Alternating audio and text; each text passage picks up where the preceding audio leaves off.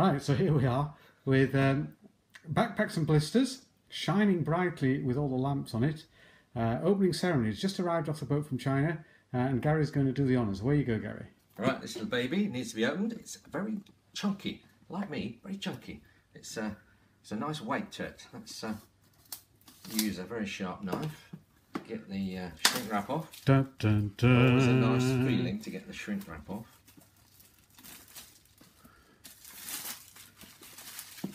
Right. There it goes. So, here we go. What's in the box? So there we are. Nice box. Oh, first out. Set of rules. 8 pages of rules. Not that many. Nicely, nice and clear.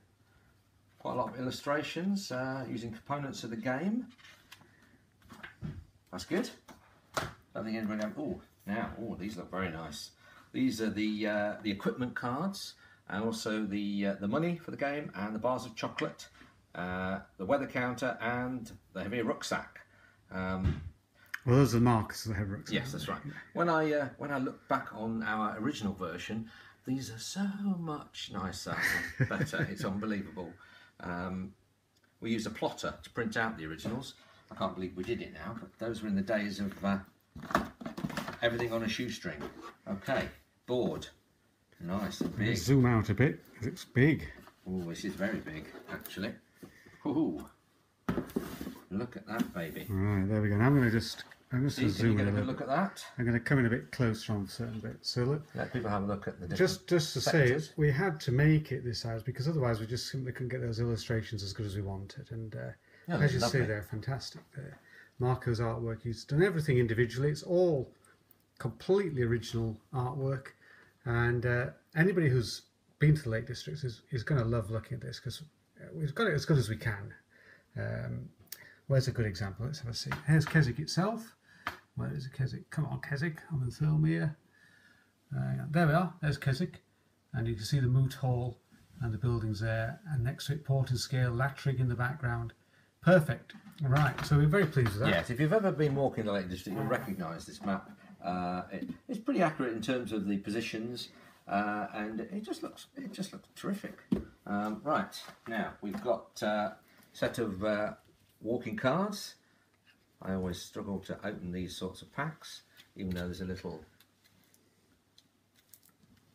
Has it got one of those? Little thing. Here we are. Got it. That's it.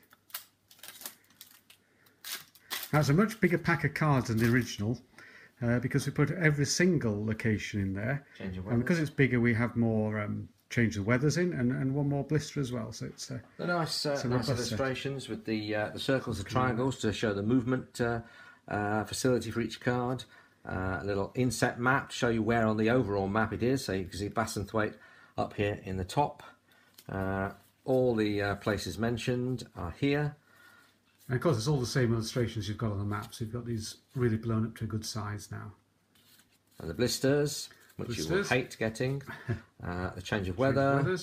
And then I think we've got the heavy rucksack card. Yes, you won't like getting the heavy rucksack either. But good stuff. It's all a fun game, so you won't have it for very long. Then we've got nice chunky bag of components. Right. We've got the cairn stone markers in the player's colours, which you will place on the location when you've gone there and you've scored for that location. Now those used to be just counters, so these are much nicer. Yeah, everything's wood now. Chunky and they don't take up too much room either on the map, which is nice. Nice touch to have silica packets in there, stop them getting damp. You've got your walkers. Let's get in close on those. Yeah, there we are. Those are the major walkers. Put one of those on the map, Gary, just to show them. They are significant when they go on the map.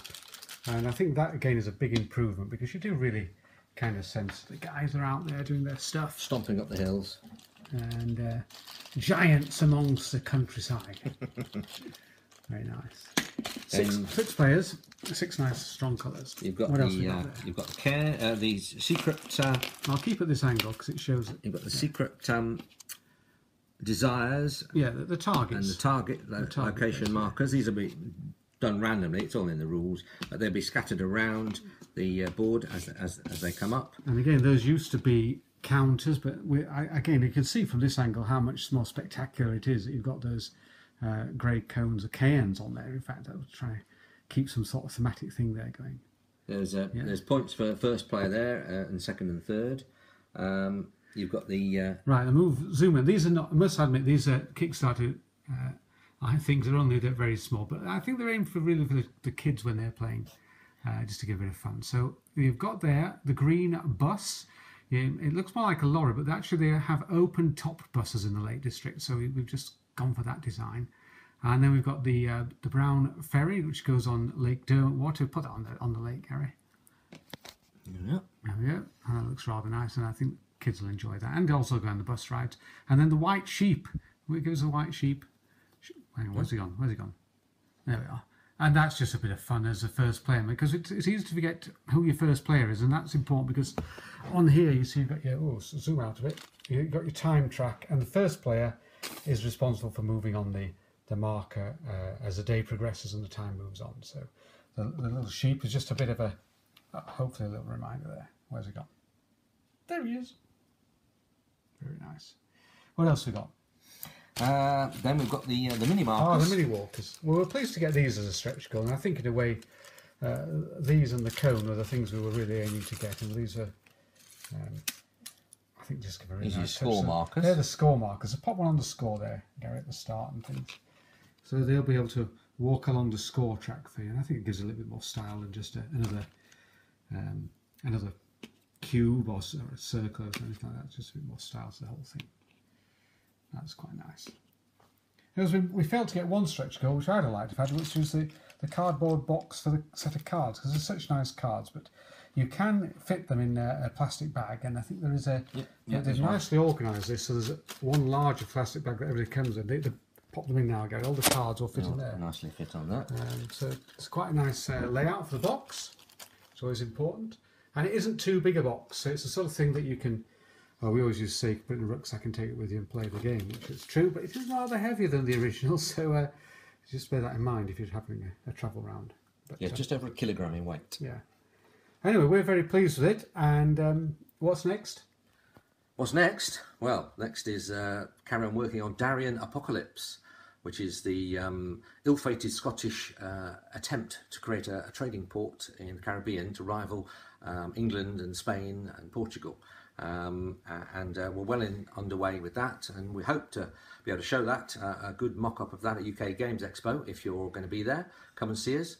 And also then after that we'll hope to get a Kickstarter going a bit later this year, so early next year you'll be able to back us for a new game. Yeah. Meanwhile, where have we got to with this backpacks and dispatching? These babies will go out to you this week. So people in the UK will get them this week. So we're very pleased with the way they... I think you'll enjoy it. Play it with all ages. Just don't be fooled by thinking that getting up in the mountains is easy to get back always. It's not.